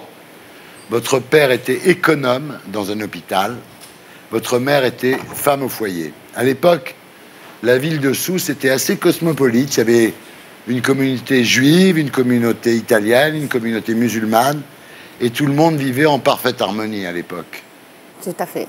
C'était ça la richesse que malheureusement aujourd'hui on en retrouve moins. Et moi j'ai découvert des conflits en arrivant sur le territoire français, mais pas dans ma Tunisie natale. Alors 40 jours après votre naissance, vos parents déménagent à Tunis où vous grandissez dans un environnement très masculin. Vous avez 5 frères. C'est difficile de se faire respecter quand on a 5 frères. Vous êtes obligé de donner des coups de poing pour gagner votre liberté très jeune en fait, pour vous faire admettre. Dans la famille, l'exemple à suivre, c'est l'aîné qui s'appelle Lotfi. Alors Lotfi est toujours premier de la classe. Hein. Très doué, très en avance. Il vous fait lire Le Monde, vous fait regarder les dossiers de l'écran sur Antenne 2. Il vous a beaucoup aidé à progresser. Il nous a tracé le chemin. Quand vous parliez tout à l'heure d'Abdelkader Merah et d'autres délinquants, le chemin ne leur a pas été tracé. Dans ma fratrie, où nous avons été élevés dans le respect de l'autre, le modèle à suivre était le frère aîné. Alors, il y a votre frère, évidemment, Lotfi. Il y a aussi le Centre culturel français, où vous apprenez Proust, Voltaire, Montesquieu. Tout à fait. Lorsque je suis arrivée en France, j'avais déjà lu les livres qui s'imposent, regardé les films et côtoyé la culture des siècles des Lumières. Alors, l'autre fille veut être avocat et vous dites pourquoi pas moi? Et bac en poche, vous faites droit à la faculté de Sceaux, puis à la Sorbonne. Alors, vous venez d'un milieu très modeste, donc. Vous devez financer vos études vous-même, Samia. Vous faites des petits boulots. Alors, vous êtes en 3e année de droit quand vous entamez un stage au cabinet de l'avocat Théo Klein. Vous l'avez eu au culot. Ensuite, il va falloir démontrer que vous n'êtes pas juste bonne à faire des cafés, mais une avocate en devenir. Le premier contact avec ce métier, c'est un jour, il y a l'héritier d'une dynastie riche et célèbre qui vient de se pendre dans sa salle de bain la veille de son mariage, et vous y allez. Tout à fait, j'étais chargée de représenter mon maître de stage et c'était le premier contact avec le sang, avec la détresse humaine. Et c'était terrible, mais il fallait que je reste debout. J'ai fait un effort pour ne pas tomber dans les pommes et depuis, je suis debout. Alors après un stage à New York où vous découvrez le métier d'avocate d'affaires, alors pour nous ici en France, avocate d'affaires c'est un terme extrêmement péjoratif, vous découvrez que pour les anglo-saxons c'est pas un problème. Ensuite, donc, vous entrez dans l'un des plus célèbres cabinets d'avocats parisiens qui s'appelle Gide. Vous êtes 20 stagiaires, vous trimez dans les sous-sols. Alors un soir vers 20h, un associé descend dans la cave où il y a tous les stagiaires et il cherche quelqu'un qui peut travailler sur du droit polonais. Vous vous dites, moi, vous connaissiez rien au droit polonais. Il était minuit, j'avais aucune idée sur ce que pouvait ressembler le droit polonais, mais je me suis proposée parce que j'avais envie d'être là et de répondre présente. Et le lendemain, vous quittez le sous-sol, parce que vous avez été tellement brillante sur le droit polonais que tout le monde dit qu'elle est exceptionnelle. J'ai fait la recherche, j'ai fait ce que j'avais à faire, parce que je dis toujours qu'un bon avocat, c'est celui qui sait où trouver et comment trouver. Donc voilà. Et en 1995, vous prêtez serment et vous devenez rapidement ce que vous êtes aujourd'hui, c'est-à-dire une grande avocate. Alors, vous défendez des clients célèbres, évidemment, mais vous défendez aussi des gens comme Leila Ben Ali, la femme du dictateur tunisien, qui est attaquée dans un livre qui s'appelle La Régente de Carthage. Donc, c'est ça un avocat. C'est l'honneur de notre robe, et on en a parlé très récemment dans le procès Mera. L'honneur de ma robe était d'accepter de défendre non pas la femme d'un dictateur, mais la femme qui a été attaquée sur des éléments qui étaient fallacieux. C'est ça un avocat, et je n'ai strictement rien à regretter. C'est l'honneur de notre robe. Bien sûr. Vous avez défendu Ziad Takieddine, donc qui est impliqué dans le volet financier de l'affaire Karachi. Il vous parle du financement de la campagne de Nicolas Sarkozy par Kadhafi. Là, vous parlez à l'avocate que je suis, donc je n'irai pas plus loin. Alors, vous défendez évidemment Takieddine, Leila Ben Ali, mais vous défendez aussi les migrants. Vous êtes devenue la sainte patronne des migrants. Votre numéro de téléphone tourne dans les camps de migrants. Parfois, il est affiché dans les centres de rétention, c'est-à-dire qu'un jour, dans le palais de justice, vous voyez arriver des migrants et ça vous fait un choc, quoi. Tout à fait. Écoutez, c'était au lendemain de la révolution en Tunisie et je ne pouvais pas rester insensible. J'ai mis entre parenthèses pendant 6 mois ma vie professionnelle au sein du cabinet pour me consacrer intégralement à l'aide, au soutien et à l'assistance de ces migrants.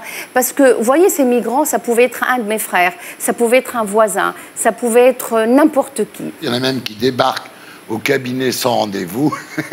Ils tapent, ils savent que c'est la bonne adresse. Avec un petit bouquet de jasmin. Ouais, mais c'est dingue. Et un jour, il y a un jeune Tunisien de 15 ans, qui n'est pas un migrant, en fait, qui frappe à votre porte. Son père a payé un passeur pour le faire venir en France. Vous êtes en colère, vous lui demandez d'appeler son père en disant appelle ton père, franchement ça se fait pas de venir en France sans autorisation.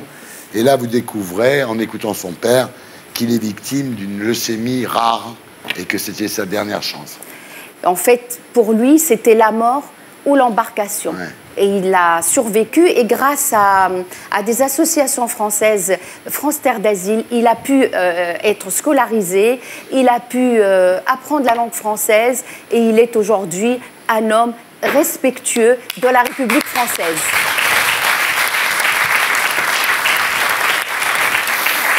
Et puis, en mars 2012, c'est Mohamed Merah qui reprend une phrase de Ben Laden, « Moi, la mort, je l'aime.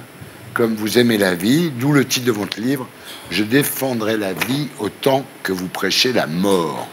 Alors, c'est vous qui convainquez en fait de la nécessité de réintroduire l'autorisation de sortie du territoire pour les mineurs qui voudraient quitter le pays. C'est votre action. Je trouvais ça abominable. Je trouvais que les politiciens, et j'assume mes propos, sont à côté de la plaque. Lorsque, en 2012, on annule, dans le cadre de simplification de modalités pour le citoyen français, on annule pêle-mêle plusieurs dispositions, dont l'autorisation de sortie qui devait être donnée par les parents. Et pour cela, il fallait que le parent se déplace à la mairie pour signer. Et ben, on a trouvé que c'était une perte de temps pour les parents et on l'a tout simplement annulé. Jusqu'au jour où la maman de Brian, le plus jeune mineur qui a quitté la France, se retrouve en train de partir pour renforcer l'armée de Daesh. Depuis l'affaire Mera, vous défendez beaucoup de victimes d'attentats terroristes, victimes du Bataclan, victimes de Nice. Je voulais être la voix de ces victimes qui n'ont pas de voix. Aujourd'hui, je les vois, je les côtoie. Aucune victime, aucun parent de victime ne ressemble à un autre parent de victime. C'est terrible et ces mamans-là ont perdu leur fils tout simplement parce que la France était ciblée, parce que dans l'affaire Mera, c'était des militaires, c'était nos militaires et c'était aussi notre enfance qu'on a tuée parce que ces enfants qu'on a tués, Myriam et les autres, on les a tués parce qu'ils étaient juifs, ils étaient de confession juive. Et nous sommes en 2017 et on continue à tuer parce qu'on est militaire ou parce qu'on est de confession juive. C'est intolérable et on ne peut pas l'accepter. Alors, ce qui est aussi intolérable, ce sont les gens qui vous appellent pour expliquer que l'affaire Mera est montée de toutes pièces par les services secrets français, que le 13 novembre a été organisé par le Mossad et par la CIA. C'est dingue. Écoutez, je voudrais vous remercier de m'avoir posé cette question parce que, vous savez, c'est très, très répandu, ce n'est pas une exception. C'est pour ça qu'il faut continuer à rester debout. C'est pour ça qu'il faut continuer à se battre. Il n'y a pas un moment, il n'y a pas une semaine qui passe sans que j'entende cette version. Et vous savez, cette version, je l'entends parce que je suis musulmane Bien aussi sûr. et parce qu'on me dit, mais, voyons Samia, vous le savez, c'est des sionistes qui ont monté ça. Et vous savez, il faut qu'on le souligne parce que c'est très grave, parce que la société est encore truffée de Mohamed Merah, d'Abdelkader Merah, de Kouachi, d'Abaoud, de Fabien Klein, de toute cette mouvance terroriste qui a permis à Mohamed Merah de tirer sur la gâchette pour tuer les militaires et les enfants juifs, mais le socle il y est encore. Justement, on vous dit finalement le Coran qui est vendu à la FNAC, c'est un Coran qui a été trafiqué par les Américains. Par les Américains pour modifier la religion musulmane. Alors, vous me donnez l'occasion de le dire clairement et sans ambiguïté que le procès d'Abdelkader Merah n'était pas le procès de sa religion. Ça n'a strictement rien à voir avec l'islam. Et Madame l'avocate générale, dans ce procès, l'a très bien défini. Elle a parlé de la famille Merah en disant que c'est un monument d'antisémitisme, c'est un monument de haine et de violence. L'islam n'a strictement rien à voir avec ça. Oui, mais soyons honnêtes. Est-ce que dans les familles musulmanes, aujourd'hui, qui vivent en France, est-ce qu'il n'y a pas une culture antisémite? Est-ce que dès le plus jeune âge, c'était pareil en France dans les années 30? C'est pas une critique du monde musulman. Dans les années 30, c'était pareil en France. Quand quelqu'un était petit, il avait l'habitude d'être élevé dans une ambiance antisémite. Et quand il y a eu la guerre de 39, ça n'a pas étonné que la France envoie des juifs dans des camps de concentration. Les premières victimes de l'endoctrinement, du terrorisme, sont les musulmans.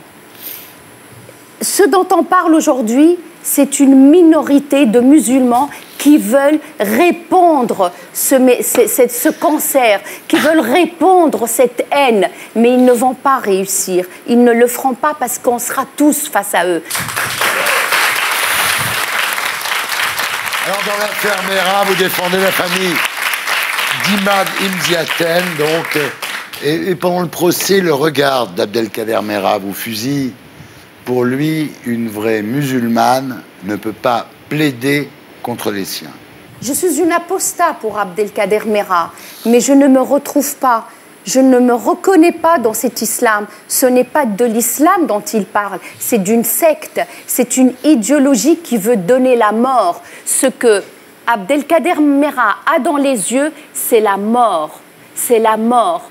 Et c'est celle-ci qu'il veut répandre dans notre société. Lorsque il s'adresse au président de la Cour en lui disant « Je ne reconnais pas votre loi, je reconnais la loi d'Allah », alors qu'il bénéficie de tout ce que la République lui a offert. Il est né français. Il est plus français que moi, Abdelkader Merah. Moi, j'ai eu l'honneur d'obtenir ma naturalisation et j'en suis fière. Je suis fière de cette double appartenance tunisienne et française. Abdelkader Merah est né en France. Il ne parlait pas l'arabe. Il est allé en Égypte pour apprendre l'arabe et il a prétendu se convertir à l'islam. À quel islam? Il s'est converti à la haine, à la déchéance humaine. Vous savez, le seul moment que je voudrais en tant qu'avocate retenir de ce procès qui marquera l'histoire, c'est un seul instant. C'est celui où l'ensemble des parties civiles se sont succédés à la barre pour parler. Ce jour-là, les parties civiles nous ont donné une leçon de dignité, une leçon de courage. Ce jour-là, le seul moment où un air d'humanité a régné sur la cour d'assises. Et puis arrive le verdict, Abdelkader Merah est acquitté de complicité, mais condamné à 20 ans pour association de malfaiteurs. Est-ce que vous êtes satisfaite du verdict? Bien sûr que non. Bien sûr que non, parce que Abdelkader Merah est bien l'instigateur, est bien la tête et les bras de Mohamed Merah. C'est le chef d'orchestre, c'est le mentor, c'est celui qui avait de l'emprise. Et ça ne vient pas de moi, ça vient du dossier qui fait plus de 117 000 tomes. On va regarder Latifa Mziaten. C'était trop dur, voilà. C'était trop dur. Je pense qu'on est trop naïf et qu'on doit ouvrir les yeux. Et c'est pas ça que j'attendais. Mais moi, je vais rester debout dans ce combat pour aider cette jeunesse qui tombe dans cette secte dangereuse. Et j'espère que Mohamed Merah est dans les mains de Dieu, que Dieu le jugera. Mais Abdelkader Merah, j'espère qu'il sera jugé. Et tous les soirs, tous les nuits qui dort, il pense à toute cette famille. Qu'est-ce qui toute cette souffrance. La France est trop naïve? La France est trop naïve. Vous savez, Madame Mziaten, au lendemain de 2012, elle a dit « Il y a beaucoup trop de Merah, beaucoup trop de Merah ». On m'a appelé, on m'a contacté, on m'a dit « On comprend la douleur de votre cliente. Avoir perdu un enfant, c'est très dur et c'est très pénible. Mais ce n'est pas pour autant qu'il faut alerter l'opinion publique. » Malheureusement, il s'est avéré qu'elle a eu raison. Parce que Mohamed Merah a enfanté beaucoup d'autres Merah.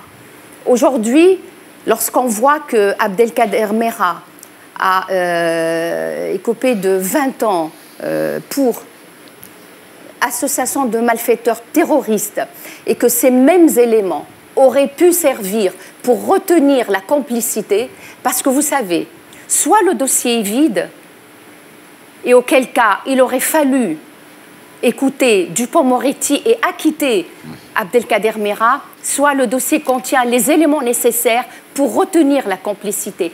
Donc 20 ans, ça veut dire dans 10 ans. Dans 10 ans, Abdelkader Merah est dehors et malheureusement, d'autres personnes pourraient être endoctrinées. On a jugé Abdelkader Merah, mais on n'a pas jugé la toile d'araignée. Les personnes endoctrinées, radicalisées, qui veulent que l'islamisme régente la société, c'est le plus grand mal qu'on puisse faire à l'islam, parce que comme l'a expliqué et l'a diagnostiqué le poète et l'écrivain franco-tunisien Abdelwahab Medeb, c'est ça la maladie de l'islam. L'islam doit se confiner dans la sphère intime. La religion telle qu'elle soit, doit demeurer dans sa sphère intime. La société, ce n'est pas cela. La laïcité, c'est le respect de toutes les religions et ce n'est pas la négation d'autres religions. Merci, madame. Voilà, c'était Salut les Terriens, votre talk du samedi soir avec Karl, Christina, Squee. Merci à tous ceux qui m'ont aidé à faire cette émission.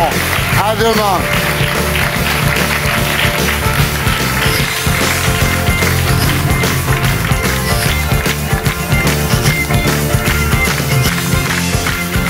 Pour être sûr de ne rien rater de Inarditube, abonnez-vous et mettez un pouce bleu.